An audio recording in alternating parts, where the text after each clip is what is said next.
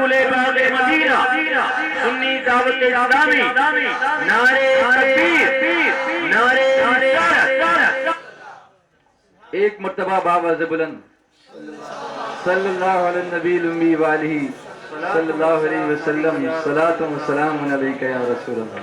اب اس کی عادت بناؤ گے نا انشاءاللہ؟ اس طرح سے انسپائر ہونے کی ضرورت ہے۔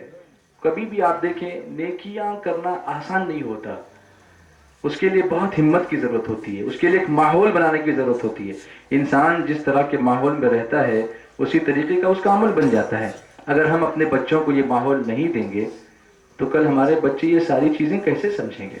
تو یہ ڈر، یہ ہم کو خوف ہونا چاہیے کہ ہم قیامت کے دن ہم سے پوچھا جائے گا۔ اب یہ اللہ کے ولی کی بارگاہ میں عرس منانے کے لیے آئے، اب یہ عرس کی محفلیں کیوں منعقد کی جاتی ہیں؟ جس مقصد سے اللہ والے نے اپنی زندگی گزاری، اسی مقصد کو آگے بڑھانا، یہی عرس کا مقصد ہوتا ہے۔ اور وہی اگر حاصل نہ ہوا تو ہم کو کیا حاصل ہوا؟ آج صاحب مزار کی روح کتنی خوش ہوگی کہ ان کی بارگاہ میں بیٹھ کر اتنے لوگوں نے اتنے درود بھیج دیے۔ سبحان اللہ، بارگاہ رسالت میں آپ صلی اللہ علیہ وسلم یہ درود پیش ہو رہا ہے، اور اسی کے ساتھ صاحب بازار کے درجے بھی بلند ہوتے چلے جا رہے ہیں۔ شمع رسالت کے پروانوں میرے آقا علیہ الصلوۃ والتسلیم ارشاد فرماتے ہیں، کل مولود یولد علی الفطرۃ الاسلامیہ، پیدا ہونے والا ہر بچہ فطرت اسلامیہ پر پیدا ہوتا ہے، بعد میں ماں باپ اسے یہودی یا نصرانی بنا دیتے ہیں۔ یہ ماں باپ کرتے ہیں، نالائق ہو گیا، ایسا ہو گیا، ویسا ہو گیا۔ اگر تم نے لائق بنایا ہوتا تو لائق بنتا، تم نے تعلیم دی ہوتی تو اسے کچھ سمجھ میں آتا۔ تم خود ہی نہ نماز پڑھو، نہ سنتوں پر عمل کرو، نہ کھانے کا طریقہ تم بتاؤ، نہ محبت رسول کا پیغام تم بتاؤ۔ میں آپ سے پوچھتا ہوں، ہم گستاخ مصطفیٰ صلی اللہ علیہ وسلم کے جو بارے میں ہم کو جاننا چاہیے کہ یہ گستاخوں نے کیا گستاخیاں کی ہیں جو ہم ان کے خلاف ہیں، کیا اس کا بھی ہم کو پورا علم ہے؟ We are taking everything for granted۔ اچھی طریقے سے ہم نے اپنے بچوں کو سمجھایا ہی نہیں کہ اگر ہم وہابیوں کے خلاف ہیں تو کیوں ہیں، انہوں نے کیا ایسا کیا ہے، یہ بتانے کی ضرورت ہے۔ You should openly tell them کہ یہ ہے اس لیے، فاتحہ نہیں پڑھتے اس لیے، سلام نہیں پڑھتے اس لیے، نیاز نہیں کھاتے اس لیے، یہ سب دوسری چیزیں ہیں، یہ بات کی چیزیں ہیں۔ حضور کے بارے میں گستاخی کرتے ہیں، کتابوں میں ایسا ایسا لکھا ہے، عقیدہ ایسا رکھتے ہیں اس لیے، اور اگر وہ ایسا عقیدہ رکھتے ہیں اس کو وہ جسٹیفائی کرنے کی کوشش کرتے ہیں کہ یس وی آر رائٹ، تو ہمیں یہ قرآن و حدیث سے ان کو سمجھانا ہوگا، اپنے بچوں کو قرآن پاک کی آیتیں سمجھا کر دکھا کر کہ دیکھو قرآن یہ کہتا ہے اور یہ کہتے ہیں، اب تم فیصلہ کرو کون صحیح ہے۔ آج انفارمیشن ٹیکنالوجی کا دور ہے، آج رائٹ فار انفارمیشن کا دور ہے۔ This is the age of right for information. آپ انفارمیشن دیجئے، لوگوں کو بتائیے، اور جب ہم خود ہی نہیں جانیں گے اس کے بارے میں تو کیا انفارمیشن دوسروں کو دیں گے؟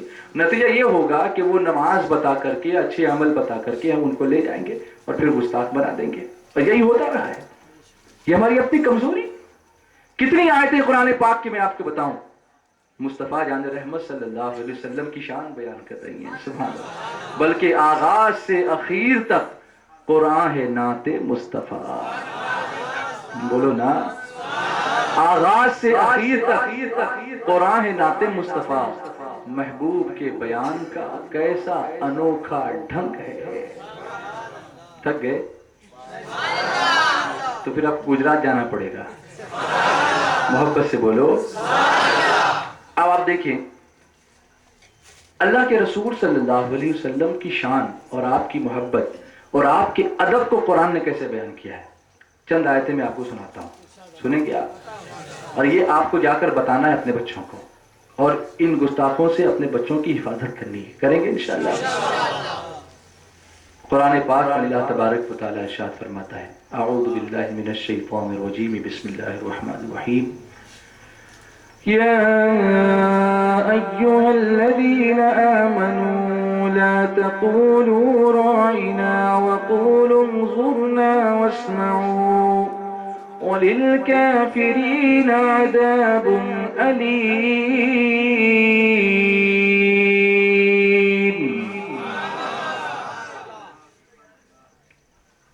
اے ایمان والو، رائنا مت کہو، رائنا نہ کہو، بلکہ یوں عرض کرو کہ سرکار ہم پر نظر کرم فرمائے۔ آج اگر ہم یہ کہتے ہیں آقا کی بارگاہ میں یہ عرض کرتے ہیں سرکار ہم پہ نظر کرم فرمائے، تو لوگ اعتراض کرتے ہیں کہ حضور کی بارگاہ میں کیوں کہتے ہو ایسا؟ کہتے ہیں نا لوگ، کہتے ہیں کہ نہیں کہتے ہیں؟ کہتے ہیں۔ پہلے نہیں بولیں گے، شروع میں نہیں بولیں گے کچھ، نہیں، ہم بھی وہی ہیں بولتے ہیں، ہمیں بھی وہی بولتے ہیں نا، وہ کہاں ایسا بولتے کہ نہیں بولتے، لیکن دھیرے دھیرے بولتے یہ نہ کو کروں وہ نہ کو کروں۔ ہوتا ہے نا ایسا؟ بولو بھئی یس اور نو؟ پہلے تاوے میں لینے کا، بعد میں منڈی مروڑنے کا، یہ طریقہ ہے۔ اس طریقے کو سمجھو۔ اور پھر دیکھو قرآن میں اللہ تعالیٰ کیا کہتا ہے، اے ایمان والو رائنا نہ کہو۔ اب یہ کیا معاملہ ہے؟ دیکھو قرآن شریف صرف ہم پڑھتے بھی ہیں، سمجھنے کی کوشش نہیں کرتے۔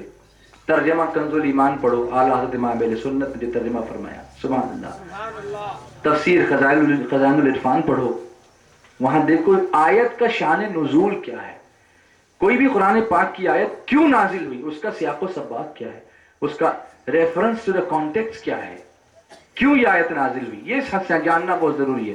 وقت بہت زیادہ ہو گیا ہے، میں بہت تفصیل میں نہیں جا سکوں گا، لیکن جو کچھ بھی میں بتا سکوں گا بتاؤں گا انشاءاللہ تھوڑی دیر اور، اگر آپ کی ہمت اگر ساتھ دے، آپ کا جسم اگر ساتھ دے، آپ کا ذہن اگر